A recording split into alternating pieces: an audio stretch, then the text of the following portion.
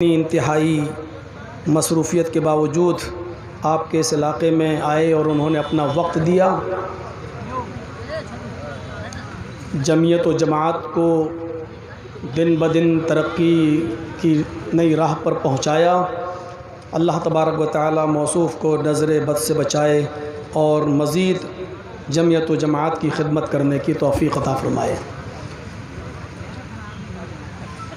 اس وقت ہم اور آپ اپنے اس وطن عزیز میں، اس ملک میں جن حالات سے گزر رہے ہیں اور ہمارا ملک جن حالات سے گزر رہا ہے وہ ہمیں اور آپ کو سب کو معلوم ہے، اور یہ کسی سے چھپی ہوئی بات نہیں ہے۔ اللہ تبارک و تعالیٰ کا بہت بڑا شکر ہے اور اس کا احسان عظیم ہے کہ اس نے ہمیں اور آپ کو مذہب اسلام کی دولت سے مالا مال کیا ہے، اسلام کا فالوورز بنایا ہے، اسلام کا شیدائی بنایا ہے۔ یہ اسلام دین فطرت ہے، یعنی ایک انسان کو کیا چیز اچھی لگتی ہے، کیا چیز بری لگتی ہے، اس کے جائز معاملات کو اسلام اس کی رعایت بھی کرتا ہے اور ان کے تقاضوں کو پورا بھی کرتا ہے۔ مثلا ہم اور آپ یہ غور کریں کہ ہر شخص یہ چاہتا ہے کہ اس کی جان محفوظ رہے۔ کوئی نہیں چاہتا کہ مجھے ناجائز مارا جائے۔ فطرت کا تقاضا یہی ہے۔ کسی بھی دھرم کا آدمی ہو، کسی بھی مذہب کا آدمی ہو، کسی بھی مکتبہ فکر سے جڑا ہوا ہو، کوئی یہ نہیں چاہتا کہ اس کا قتل ہو، اس کو مارا جائے، اس کی جان چلی جائے۔ اور اگر کسی طریقے سے یا کسی معاملے میں ناحق بنا کسی غلطی کے اگر کوئی اس کو مارتا ہے یا اس کو قتل کر دیتا ہے تو اس کے ورثہ، اس کے رشتہ دار اب یہ چاہتے ہیں کہ جس نے بھی میرے بیٹے کو، میرے بھائی کو، میری بیوی کو یا میرے کسی بھی فرد کو قتل کیا ہے تو اس سے انتقام لیا جائے، بدلہ لیا جائے۔ یہی فطرت کا تقاضا ہے۔ کوئی شخص یہ نہیں چاہتا بلا کسی تفریق، مذہب و ملت میں یہ بات آپ کے سامنے رکھ رہا ہوں، کوئی یہ نہیں چاہتا کہ میرے مال و دولت پر کوئی ناجائز قبضہ کرے۔ کوئی یہ بھی نہیں چاہتا کہ میری عزت و آبرو پر کوئی حملہ کرے، کوئی ہمیں انسلٹ کرے۔ ہندو ہو، مسلمان ہو، سکھ ہو، عیسائی ہو، جینی ہو، بدھسٹ ہو، پارسی ہو، کرسچن، کوئی بھی ہو، کوئی نہیں چاہتا۔ اسی لیے اسلام نے وہ ضابطے متعین کیے ہیں۔ ہم مسلمان ہیں، ہمیں یہ پسند ہے کہ ہماری جان تو بچی رہے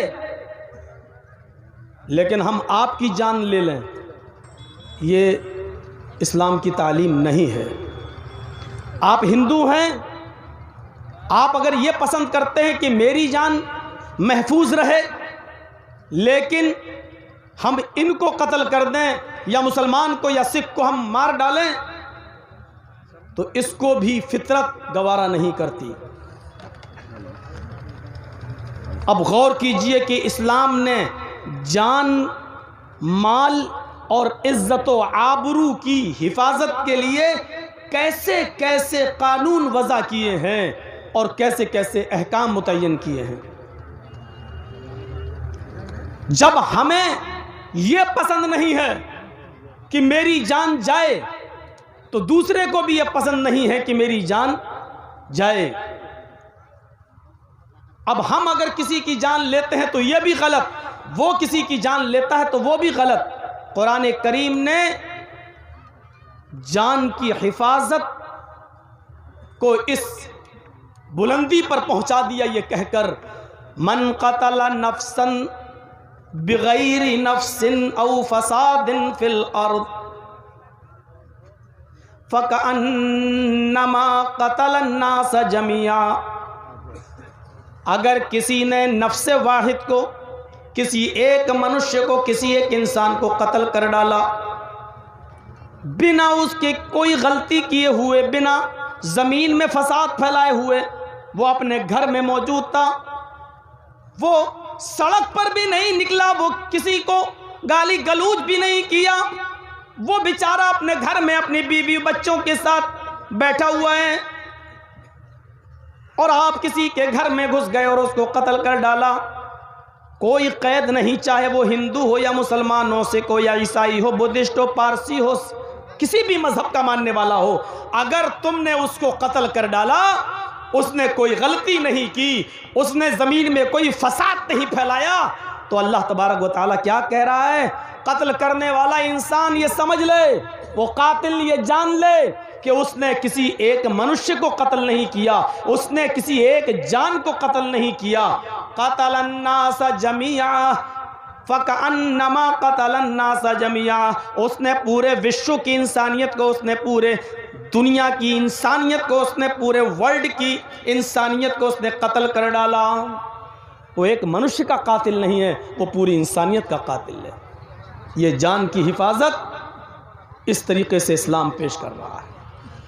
کوئی حق نہیں ہے ہمیں کسی پر حملہ کرنے کا، چاہے وہ کسی بھی مذہب کا ماننے والا ہو۔ نفسن کا، من قتل نفسن بغیر نفس، اس نے کسی کو مارا نہیں تھا، اس نے زمین میں فساد نہیں پھیلایا تھا، اور تم نے اس کو قتل کر دیا، مار ڈالا، تو اتنا یاد رکھنا کہ تم ایک انسان کے قاتل نہیں ہو، تم نے پورے دنیا کی انسانیت کو، پورے وشو کی انسانیت کو تم نے قتل کر ڈالا۔ یہ اسلام جان کی حفاظت یہ قانون متعین کر کے کرتا ہے۔ مال و دولت کی حفاظت ہمیں پسند نہیں ہے کہ کوئی ہمارا گھر میں گھس کر، ہمارے گھر میں گھس کر ہمارا مال لوٹ جائے، لاکھوں کروڑوں روپے ہوں، گھر مکان میں آگ لگا دے، ہماری زمین و جائیداد، گھر مکان کو جلا کر رکھ دے اور تباہ کر کے رکھ دے۔ ہمیں جب یہ پسند نہیں ہے تو دوسرے کو بھی یہ پسند نہیں ہے۔ اس لیے نبی اکرم صلی اللہ علیہ وسلم نے مال و دولت کی حفاظت اس طریقے سے متعین کی ہے کہ دو صحابی رسول، دو شخص نبی اکرم صلی اللہ علیہ وسلم کے پاس آتے ہیں، بخاری شریف کی روایت ہے، اور دونوں ایک زمین کے ٹکڑے کے بارے میں فیصلہ طلب کرتے ہیں۔ اے اللہ کے رسول، ایک کہتا ہے یہ میری زمین ہے، دوسرے نے کہا نہیں ہے اللہ کے رسول، یہ جھوٹ بول رہا ہے، یہ زمین میری ہے، اور ہم نے آپ کو فیصل مانا ہے، جج مانا ہے، ہم چاہتے ہیں کہ آپ فیصلہ کریں۔ نبی اکرم صلی اللہ علیہ وسلم نے دونوں کی گفتگو سنی، اور گفتگو سننے کے بعد آپ نے فرمایا لوگوں، میں فیصلہ تو ایک ہی کے حق میں کروں گا۔ بھائی زمین کے دعوے دار دو ہیں، لیکن مجھے تو فیصلہ ایک ہی کے حق میں کرنا ہے، اور جس کی دلیل مجھے زیادہ مضبوط لگے گی اس کے حق میں فیصلہ کروں گا۔ پھر آپ نے فرمایا ایک زیادہ بولنے والا ہے، ایک کم بولنے والا ہے، ایک چرب زبان ہے، ایک کم بولتا ہے۔ جو چرب زبان ہے وہ اپنی بات اچھی طریقے سے سمجھا جاتا ہے، اور ایک کم بولنے والا ہے وہ بیچارہ سچا ہوتا ہے لیکن اپنی بات کو صحیح طریقے سے پیش نہیں کر پاتا ہے، اپنی طریقے سے صحیح طور پر پیش نہیں کر پاتا، لیکن سچا ہوتا ہے۔ لیکن میں انسان ہوں، میں بھی انسان ہوں، فیصلہ کرنے میں غلطی کر سکتا ہوں، اس کی بات مجھے مضبوط نظر آ رہی ہے، اس کی دلیلیں مجھے مضبوط نظر آ رہی ہیں، اس لیے میں یہ زمین کا ٹکڑا اس کو دے رہا ہوں، اس کا مالک میں اس کو بنا رہا ہوں، لیکن فیصلہ میرا غلط بھی ہو سکتا ہے۔ سچائی کیا ہے آپ جانتے ہو، سچائی کیا ہے وہ تمہیں معلوم ہے، اور یاد رکھنا میرے فیصلے کے بعد تم زمین کے ٹکڑے کے مالک تو بن جاؤ گے، لیکن حقیقت میں اگر یہ زمین تمہاری نہیں ہوئی، یہ زمین کا ٹکڑا اس کے مالک اگر تم نہیں ہوئے، یہ ہوا تو میں تمہیں زمین کا ٹکڑا نہیں دے رہا ہوں۔ انما ہی قطعۃ من النار فلیاخذ او فلیترکا، میں تمہیں جہنم کا ٹکڑا دے رہا ہوں، رہو گے تو جہنم میں، کھاؤ گے تو جہنم میں، سو گے تو جہنم میں، پیو گے تو جہنم میں، مرو گے تو جہنم میں۔ یعنی میری عدالت سے اگر فیصلہ غلط ہو گیا تو تم اس کے حقیقی مالک نہیں بن سکتے ہو۔ اس زمین کے ٹکڑے کا حقیقی مالک وہی رہے گا جس کی زمین ہے۔ یہ کہہ کر آپ نے یہ بتا دیا کہ کسی کے زمین، مال و دولت پر اگر تم ناجائز قبضہ کر رہے ہو تو وہ جہنم ہے، جہنم جو تم اس دنیا کے اندر لے رہے ہو۔ میرا فیصلہ بھی کسی ناحق کو حقدار نہیں بنا سکتا ہے۔ اس طریقے سے آپ نے مال و دولت کی حفاظت کے قانون وضع کیے ہیں اور متعین کیے ہیں کہ میری عدالت سے فیصلہ ہو جانے کے باوجود حقدار کا حق نہیں مارا جائے گا۔ سپریم کورٹ وغیرہ کے فیصلوں کو سب اسی طریقے پر، اسی معیار پر آپ اتارتے چلے جائیے گا۔ جب سب سے بڑی عدالت محمد رسول اللہ کی عدالت جب وہ یہ کہہ رہی ہے کہ میرے فیصلے کے باوجود ناحق کو حقدار نہیں مانا جا سکتا ہے، میرا فیصلہ اگر غلط ہو گیا تو میں زمین نہیں بلکہ جہنم کا ٹکڑا دے رہا ہوں، یعنی میرا غلط فیصلہ کسی ناحق کو حقدار نہیں بنا سکتا ہے۔ دنیا میں تم لے سکتے ہو لیکن جہنم میں نہیں بچ سکتے ہو۔ یہ ہمیں بتا رہا ہے، نبی اکرم کی حدیث ہمیں بتلا رہی ہے کہ میرے بھائیوں، نبی اکرم لوگوں کے مال، ان کی زمین و جائیداد، ان کی دولت کے کتنے بڑے محافظ تھے، اور جو احکام قانون وضع کیے ہیں وہ کتنے شاندار قانون تھے۔ آئیے، ہر کوئی شخص یہ بھی چاہتا ہے کہ میری عزت و آبرو کی حفاظت ہو، کوئی میری انسلٹ نہ کرے، چاہے ہندو ہو یا مسلمان، سکھ ہو یا عیسائی۔ آپ بھی چاہتے ہیں، دوسرے بھی یہی چاہتے ہیں۔ نبی اکرم نے عزت و آبرو کی حفاظت کے لیے ایسا قانون متعین کیا کہ آپ کسی کی انسلٹ کرنا تو بہت دور کی بات، اس کے پیٹھ کے پیچھے بھی آپ اس کی برائی نہیں کر سکتے ہیں، اگرچہ وہ کمیاں اس کے اندر پائی جا رہی ہیں، شرابی ہے، جواری ہے، زناکار ہے، سب کچھ اس کے اندر برائیاں ہیں، لیکن اس کے پیٹھ کے پیچھے آپ کسی کو اس کی برائی نہیں بتا سکتے ہو، اس کی برائیوں کو آپ اس کو برائیاں بیان کر کے اس کو رسوا نہیں کر سکتے ہو۔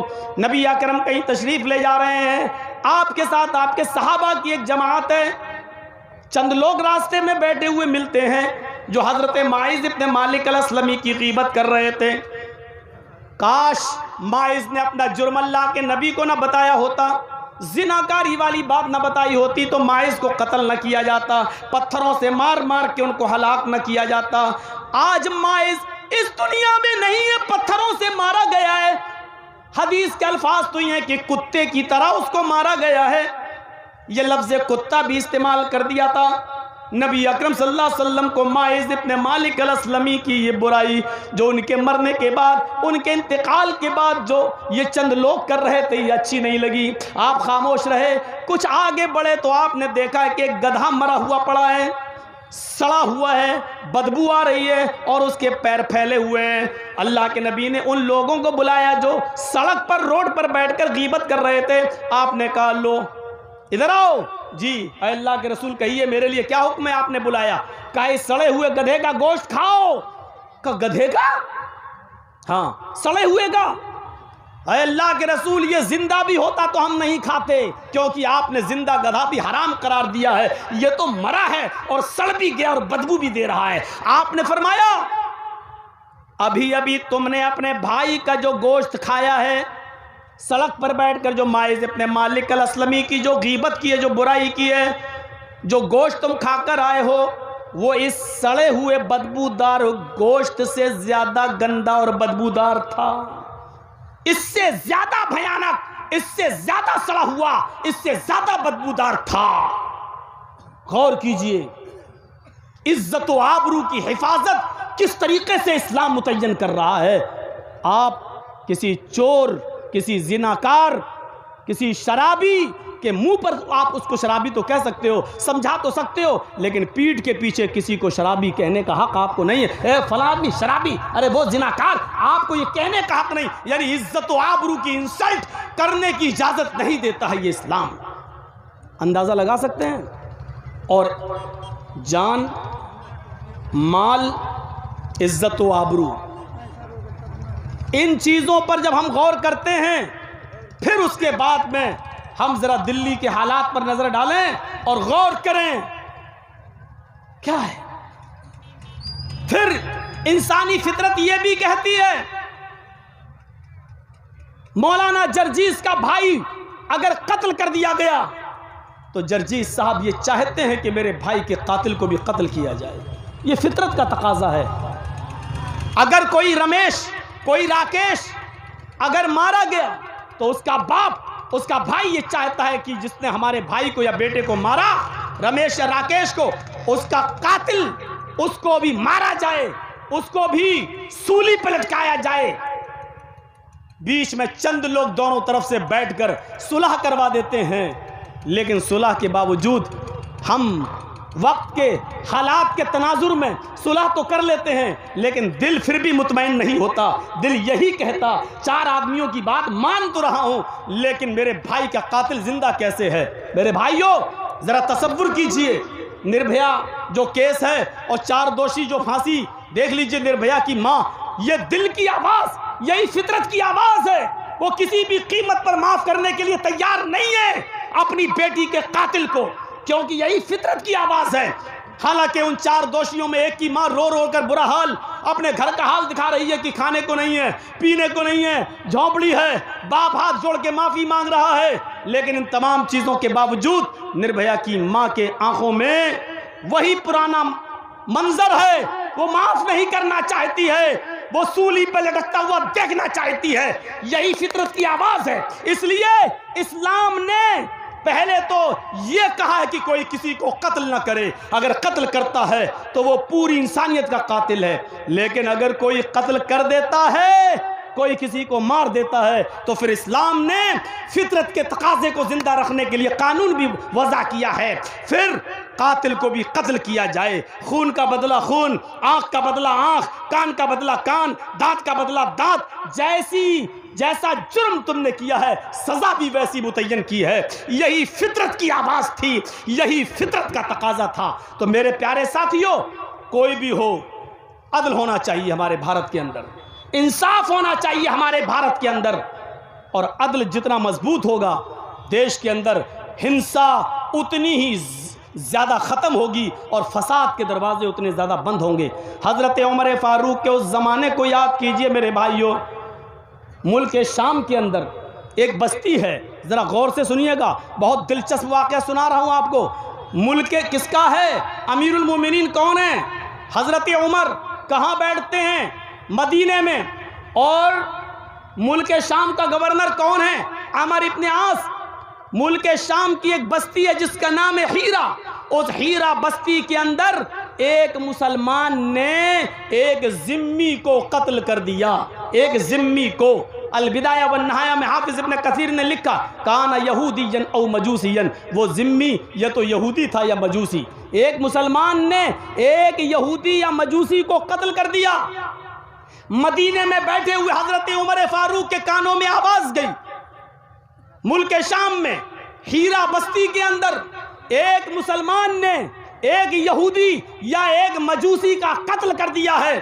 حضرت عمر فاروق نے ملک شام کے گورنر کو لیٹر لکھا، مجھے یہ خبر ملی ہے، اس خبر میں سچائی ہے تو آئے عمر ابن عاص اس مسلمان قاتل کو فوراً گرفتار کریے، اور جب وہ گرفتار کر لیا جائے تو اس گرفتار قاتل کو، اس مسلمان کو مقتول کے گھر والوں کے حوالے کر دو، مقتول کے ورثاء کے حوالے کر دو۔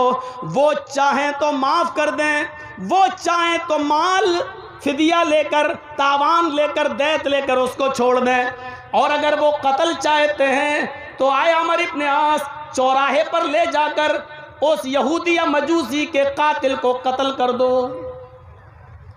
وہ قاتل پکڑا گیا مسلمان ہیرا بستی کے اندر، اس کو لایا گیا، گھر والوں کے حوالے کر دیا، یہودی گھر والوں کے۔ پھر بہت کوششیں ہوئیں، فدیہ لے لو، دیت لے لو، مال لے لو، لیکن لوگ لینے کے لیے تیار نہیں ہوئے۔ کہا، اے عمر ابن عاص، اس نے ہمارا بیٹا مارا ہے، ہمیں خون کا بدلہ خون چاہیے، قتل کے بدلے قتل چاہیے۔ لہٰذا اس مسلمان قاتل کو عمرو ابن عاص نے ایک چوراہے پر کھڑا کر کے اس کی گردن اڑوا دی اور قتل کر دیا۔ میرے بھائیوں، یہ اس جگہ کا حال ہے جہاں اسلامی ریاست قائم ہے، یہ اس ملک کا امن و امان ہے جہاں کوئی ہمارے خلاف آواز نہیں اٹھا سکتا، لیکن پھر بھی اجازت ہے کہ آواز اٹھاؤ، تمہیں بدلہ دیا جائے گا۔ یہ اس ملک کی بات بتا رہے ہیں ہم آپ کو۔ تب ملک شام میں امن تھا، شانتی تھی، کیونکہ خون کا بدلہ خون تھا، عدل تھا، انصاف تھا، نیائے تھا۔ آج ہمارے ساتھ یہی تو ہم چاہتے ہیں کہ انصاف ہو۔ مولوی جرجیس بھڑکاؤ بیان دیں، لگاؤ 153A، کون منع کر رہا ہے؟ پکڑو۔ لیکن اگر کوئی شخص یہ کہتا ہے کہ ٹرمپ کے جانے تک تو میں خاموش ہوں، اور ٹرمپ کے جانے کے بعد ڈی سی پی کے سامنے جو کہتا ہو کہ میں تمہاری بھی نہیں سنوں گا، پھر ہمیں راستے کھلوانے آتے ہیں، اس پر بھی 153A لگنا چاہیے اور FIR درج ہونی چاہیے۔ جہاں بدلہ ہوگا وہاں امن ہوگا، شانتی ہوگی، نیائے جہاں ہوگا۔ میرے بھائیوں، حضرت عمر فاروق یہودی اور عیسائی اور مسلمان تو چھوڑو، جب یہ آتا تھا یہاں میری غلطی ہے تو حضرت عمر اپنے آپ کو بھی پیش کر دیا کرتے تھے، اپنے آپ کو بھی پیش کر دیا کرتے تھے۔ ایک بار پیشاب کرنے بیٹھے ہوئے ہیں، استنجا کر رہے ہیں، اتنے میں ان کا خادم آیا، امیر المومنین امیر المومنین امیر المومنین، اس کی نظر نہیں پڑی کہ پیشاب کر رہے ہیں، وہ چلا رہا امیر المومنین امیر المومنین۔ حضرت عمر کو غصہ آ گیا، کمینہ میں تو پیشاب کر رہا ہوں، یہ چلا رہا امیر المومنین امیر المومنین۔ جلدی سے استنجا کر کے فارغ ہوئے اور اس غلام کے پاس گئے اور ایک تھپڑ اس کے گال پہ مار دیا، جھناٹے دار۔ وہ تو تڑپ گیا۔ ہاں بولو کیا ہے یہ کام، یہ جاؤ یہ کر لینا، ظہر کے بعد یہ کر لینا، اس سے پہلے یہ کر لینا، یہ کر لینا، جاؤ۔ کہا ٹھیک ہے میں کر لوں گا۔ جب وہ جانے لگا، حضرت عمر اپنے گھر کی طرف آنے لگے، اس نے کہا امیر المومنین کہاں جا رہے ہیں؟ غلام نے کہا کہاں جا رہے ہیں؟ کہا گھر جا رہا ہوں۔ کیا کریں گے؟ کھانا کھاؤں گا اور تھوڑا سا قیلولہ کروں گا، سوؤں گا۔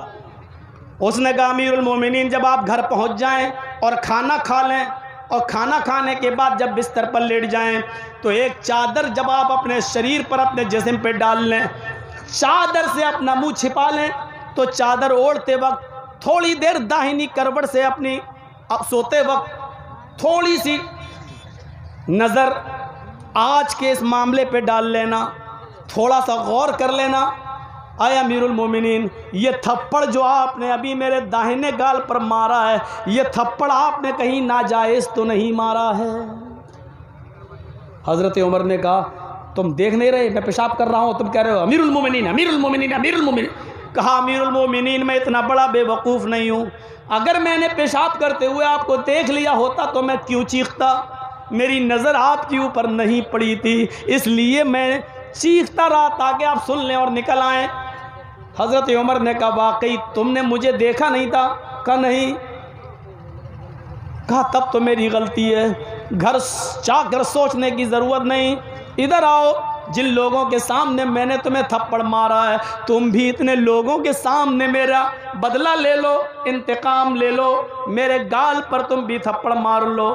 اس نے کہا امیر المومنین آپ نے سنجیدگی دکھائی، آپ نے اپنی خطا اپنی غلطی مان لی، میں نے آپ کو معاف کر دیا۔ حضرت عمر کہتے نہیں تم مجھے اس لیے معاف کر رہے ہو کیونکہ میں تمہارا مالک ہوں اور تم میرے خادم ہو، خادم مالک کی انسلٹ نہیں کرنا چاہتا اس لیے تم معاف کر رہے ہو۔ اس نے کہا نہیں امیر المومنین میں دل سے معاف کر رہا ہوں۔ پھر حضرت عمر نے کہا نہیں تم اس لیے معاف کر رہے ہو کیونکہ میں امیر المومنین ہوں اور تم لوگوں کے سامنے مجھے مار کر ذلیل نہیں کرنا چاہتے ہو۔ نہیں مجھے اس دنیا میں ذلیل ہو جانا ہے لیکن آخرت میں ذلت سے مجھے بچنا ہے، تمہیں بدلہ لینا ہوگا۔ اس نے کہا امیر المومنین میں آپ سے قیامت کے دن بدلہ نہیں لوں گا، میں نے آپ کو معاف کر دیا۔ حضرت عمر کہتے ہیں نہیں نہیں یہ تم ہوائی باتیں اس دنیا میں کر رہے ہو، آخرت میں تو ہر انسان ایک دوسرے سے بدلہ لینے پر مجبور ہو جائے گا۔ غلام کے اب الفاظ دیکھو، البدایہ والنہایہ میں اس غلام نے کہا امیر المومنین میں اس ذات کی قسم کھا کر کہتا ہوں جس کے قبضے میں میری جان ہے، میں اس رب کے عزت و جلال کی قسم کھا کے کہتا ہوں میں نے آپ کو دل سے معاف کر دیا ہے، میں آپ سے انتقام نہیں لوں گا قیامت کے دن۔ تب حضرت عمر فاروق نے کہا اب اس نے اللہ کی قسم کھائی ہے، اب مجھے اعتبار ہے، لوگوں تم گواہ رہنا، اگر قیامت کے دن یہ مجھ سے ایک دو نیکی مانگے تو تم گواہی دینا کہ اللہ اس نے، عمر فاروق تو بدلہ دے رہے تھے لیکن اس نے نہیں لیا۔ اس اسٹیج پر لا کر کون ہے امیر المومنین، کون ہے خادم پوری قوم کے، اور خادم بھی نہ سمجھتے ہو تو بہت صاف جملوں میں سمجھا دوں خادم کا ترجمہ۔ خادم کا مطلب چوکیدار، بالکل صحیح لفظ ہے خادم کا ترجمہ چوکیدار۔ مولانا جرجیس اپنے آپ کو چوکیدار کہہ دیں یہ بہت آسان ہے، لیکن بن کر دکھانا یہ بہت مشکل ہے۔ کمپیئر کیجئے، ملائیے اور موازنہ کیجئے کہ اصلی چوکیدار کون ہے اور کیا کون کس کو کہا جاتا ہے۔ بڑھیا ایک آدمی گھر کے باہر بیٹھا، بارش ہو رہی ہے، عمر اس کے پاس گئے، کیا ہوا، کیوں رو رہے ہو؟ ارے جا، تو کیا جانے میرے اوپر کیا، نہیں بتاؤ۔ کہا کہ میری بیوی کو بچہ ہو رہا ہے، ڈیلیوری ہو رہی ہے، میں پریشان ہوں، کوئی دایا نہیں مل رہی ہے، بارش ہو رہی ہے، میں کہاں جاؤں؟ حضرت عمر اپنے گھر آئے، اپنی بیوی سے کہا چلو آج ایک یہودی آدمی یا مجوسی آدمی کی بیوی کو درد ہو رہا ہے، بچے کی ڈیلیوری ہو رہی ہے، تم بچے کی پیدائش میں ایکسپرٹ ہو، ماہر ہو، چلو۔ حضرت عمر فاروق نے اپنی بیوی کے ہاتھ میں تیل دیا اور کپڑا اور لے کے آئیں اور جلدی سے پیٹ کو دبایا، تیل وغیرہ استعمال کیا، بچہ باہر روتا ہوا، اس کی آواز نکلی، اندر سے آواز آتی ہے امیر المومنین اپنے بھائی کو خوشخبری سنا دو کہ اللہ نے تمہیں بیٹا دیا۔ کانپ گیا وہ آدمی، امیر المومنین آپ؟ کہا نہیں میں خادم، نہیں میں چوکیدار، تیری بیوی کو پریشانی ہو عمر کیسے سو سکتا ہے؟ یہ ہے چوکیدار، اس کو کہا جاتا ہے جس نے نہ یہودیت دیکھی، نہ مجوسیت دیکھی، نہ نصرانیت دیکھی۔ اس لیے مہاتما گاندھی جیسی شخصیت یہ کہنے پر مجبور ہوئی ستر اہنسا کے اندر کہ اس دیش میں امن، شانتی، چین اور سکون اگر چاہتے ہو تو عمر فاروق کا عدل اور عمر فاروق کا انصاف قائم کر دو۔ میرے بھائیوں 8 بجے سے زیادہ پرمیشن نہیں تھی، میں نے 8:40 تک آپ کا وقت لے لیا، ابھی سلماری میں بھی مجھے جانا ہے، مغرب تک پروگرام تھا لیکن ہولی کی پڑ جانے کی وجہ سے یہ پروگرام مغرب کے بعد تک چلایا گیا۔ ہم زیادہ وقت آپ کا نہیں لے سکتے ہیں، ہم قانون کو بھی اپنے ہاتھ میں نہیں لے سکتے ہیں۔ ہم ایک پیغام دے دیا ہے کہ عزت و آبرو اور جان و مال کی حفاظت آپ اسلام سے سیکھیے، اور اللہ تبارک و تعالیٰ سے ہم دعا کرتے ہیں اللہ ہمارے بھارت میں امن پیدا فرما دے، ہمارے بھارت میں سکون پیدا فرما دے، ہمارے ملک میں شانتی پیدا فرما دے۔ اے اللہ ہم تمام ہندو اور مسلمان سکھ اور عیسائیوں کو اے اللہ بھائی بھائی بن کر رہنے کی پریرنا اور توفیق دے، اور اس دیش کی ہماری حفاظت فرما۔ جب تک تو ہمیں زندہ رکھ، اس ملک کا، اس بھارت کا وفادار بنا کر زندہ رکھ اور مسلمان بنا کر زندہ رکھ، اور جب ہمارا خاتمہ ہو تو ایمان پر ہمارا خاتمہ فرما۔ وما علینا الا البلاغ المبین وآخر دعوانا ان الحمد للہ رب العالمین۔ السلام علیکم ورحمۃ اللہ وبرکاتہ۔